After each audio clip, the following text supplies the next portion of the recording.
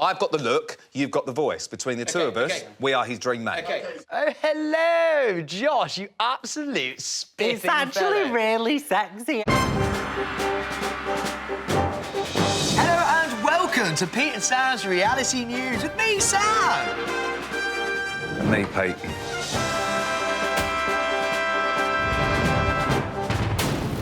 Welcome to Pete and Sam's Reality News. This is the place for the very latest in reality TV. This week, we're going to be discussing Rihanna's latest fashion trends, Anton Deck's Ofcom complaints, how Scarlett Moffatt learns new words. We're also going to be launching the inaugural Reality News Rich List and joined by comedian Josh Jones, who's going to be giving us his take on the latest Made in Chelsea series. And of course, I'll be bringing you the only interesting part of the show, Prick of the Week. And this week, it's a family affair. But first, as always, it's time for the headlines. Rihanna shot for books in LA in a very expensive outfit. Rihanna visited an LA bookstore after hours for a private shopping session. That sounds like something you'd find in Amsterdam. She wore an eye-popping ensemble that was reportedly worth over $18,000. Rihanna's net worth is what, Sam? Oh, millions. $600 million. Is that? No, it's not. So 18 grand is piss. 18 grand is the equivalent of you shopping in Marks and Spencer. It's all tat, isn't it, for you? I love Marks and Sparks. I'm actually wearing Marks and Sparks socks right now. She's actually wearing an £11,000 pair of Tom Ford jeans, a Fendi bag worth almost $5,000, and a Benny and Darlow fur hat worth around 2,000 big ones. I've never been a fan of a Fendi bag. I can't imagine a Fendi bag going well with your right-move estate agent look. I wonder what kind of books Rihanna reads. I can't even begin to imagine. Hungry, Hungry Caterpillar. Was that a favourite of yours? It was. I have been meaning to ask you, actually. Did you ever find Wally? So I'm partial to a Greek mythology book. Do you know who you're like? You're like Hephaestus. You were born and then thrown off a rock because you were ugly. And then you married Aphrodite. She then cheats on Hephaestus with Ares. And then obviously you've got Prometheus, who Zeus eternally chained to the rock, who gets pecked alive by vultures. Greek mythology is a lot like a reality show. You know, you've got cheating, you've got bad boy, you've got the seductive lady, you've got, you know, relationships forming and then... And did Aphrodite get a PLT deal? Geordie Shore, shock twist for new series. Why I Man? Baker Grove. They were meant to be doing a 10-year reunion special, but that's been put on hold, and in the meantime, we all get another series. They're switching it up a little bit. They have taken inspiration, I believe, from Celebs Go Dating, and they're cramming them all into a mansion. So what's different about the previous series of Geordie Shore? They're just cutting out the club bit and still fucking in the house. This is where it gets interesting. They are carting in people from the outside world to come in and party with the cast. And obviously we've got the likes of Nathan Henry, Abby Holborn and Chloe Ferry. They're all single. So it's now fuck a fan? Is Chloe Ferry engaged to Wayne Lineker? No. Oh my God, do you think Wayne will go into the Geordie Shore house? Because Tom Zanetti came on Made in Chelsea. He did, but Wayne has flown back to Ibiza for the Ocean Beach opening this summer. Hey!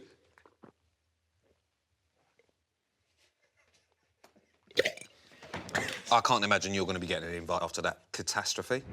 Anton Deck fans complain about Takeaway's music finale. Fuck me, if people are complaining about Anton Deck, we are fucked. Singer Ray and DJs Joel Corey and David Guetta perform their new track, Bed, on the show, sparking complaints from viewers about the lyrics of the song. I do find it a little bit weird that they had complaints over it not being TV-friendly and inappropriate. To be honest with you, letting Ant McPartlin back on TV was inappropriate. It seems like a defining character trait of the British public is their love of complaining. I did a bit of research, Pete, and stumbled across these. Viewers have been complaining about EastEnders characters spending too much time at the pub.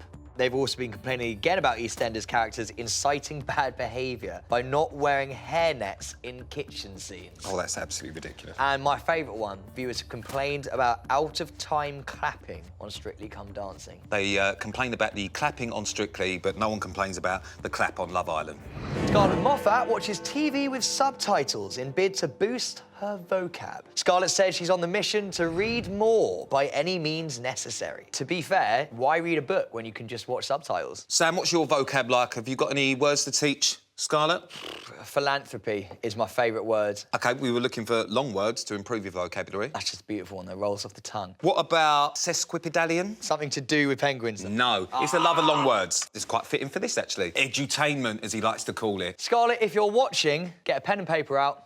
Let's go through some words. Pictorials, pixelated, compass. I'm going to maths Compass. now. Excellent. Are you just trying to remember anything? Protractor, gigantor. Gary, please change your triangle. subtitles. Yeah, just... Oxymoron, hexagonal shape. This is Democracy. just word diarrhea. Diarrhea. Funny enough, you missed out Butler and Trust Fund. Shall we move on? Well, Trust Fund actually has a hyphen. Daisy Ridley earns £12 million playing Rey in Star Wars movies. Who the dick fuck is Daisy Ridley? Rey in Star Wars. In 2015, Daisy Ridley was a barmaid. She now has over 12 million in the bank. And that's got me thinking, I wonder what other famous people did before they got famous. Gaz Beadle from Geordie Shore was a bathroom tiler. Charlotte Crosby was a barmaid. Binky was an investment company personal assistant. Pete Wicks was the director of a company which supplied doctors to the NHS. I'll read Sam Thompson. Sam Thompson never worked a day in his life.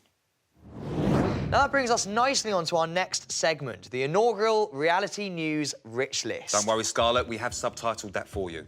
The Times has its rich list, Forbes has its rich list. And we have our bitch list. It was announced this week that Kim Kardashian West had joined the super rich club as she achieved billionaire status. Up. There we go. Up, there we go. There. Kim has been added to the Forbes billionaires list. There's cash everywhere.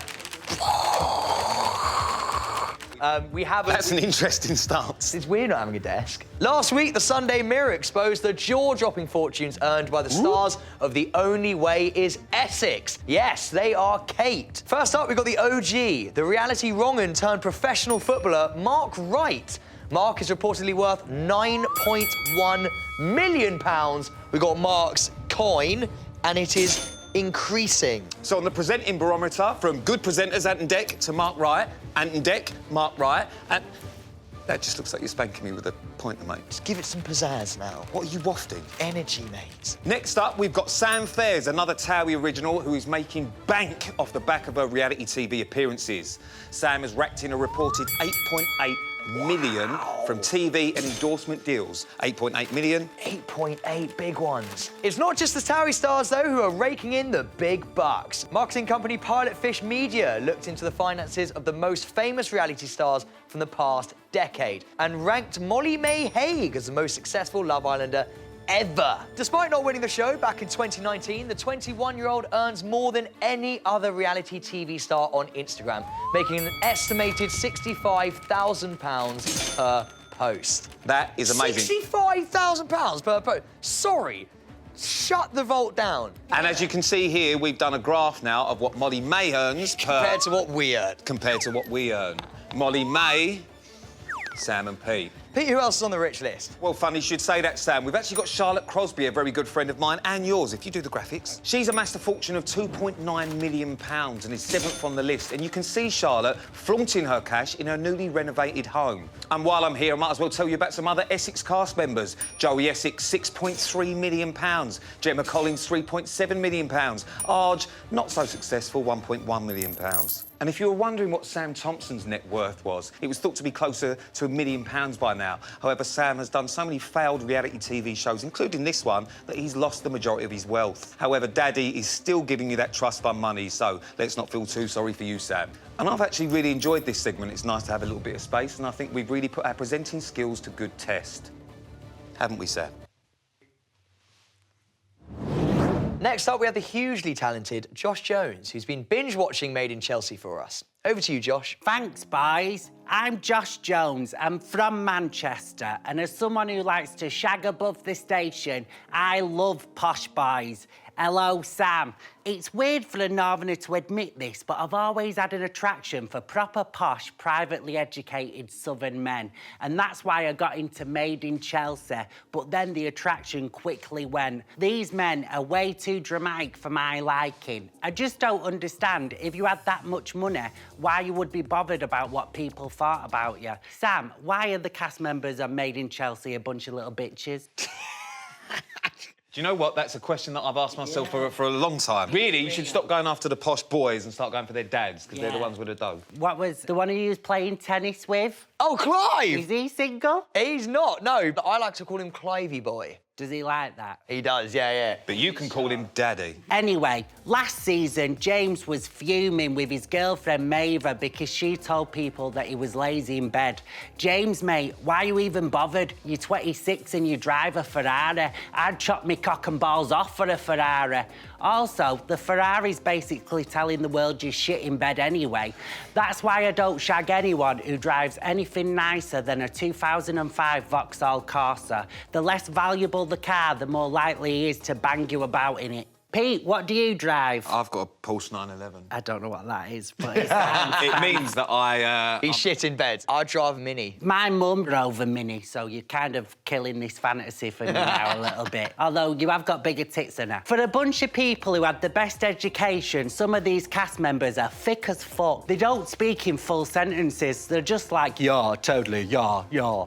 I've noticed that so many of the scenes are really short, and I think that's because the cast members don't know enough words to have a full 4-minute conversation. Do your parents keep a receipt for your private school education?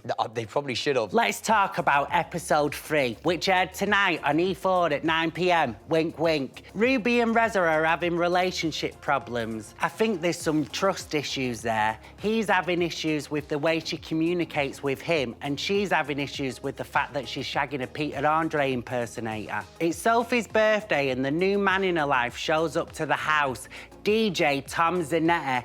I'm excited to see a fellow Northerner on the show, especially one that's got money now. Each episode is just going to be him filling up an empty swimming pool with steak bakes from Greg's and just fucking belly flopping into it. Despite what I've said, I'm moving to London in a couple of months, so Sam, if you know anyone who wants to give me the posh cock, let me know. Pete, keep your mates away from me. Being a Made in Chelsea fan, who would you most like to get your big northern hands on? Is it me? No, I think you're cute, but in like an asexual sort of way, like a ferret. I think Frederick. Oh, the Viking! So you do like long hair? Yeah. So what's wrong with me?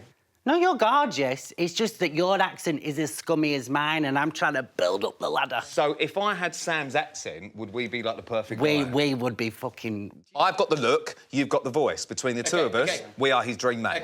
Oh, hello, Josh, you absolute spiffing It's actually fellow. really sexy. I think would it love suits to you. take you down to the Bluebird, give you a couple of Rogerings, and then absolutely take you back and spandangle you, really, in my spandex.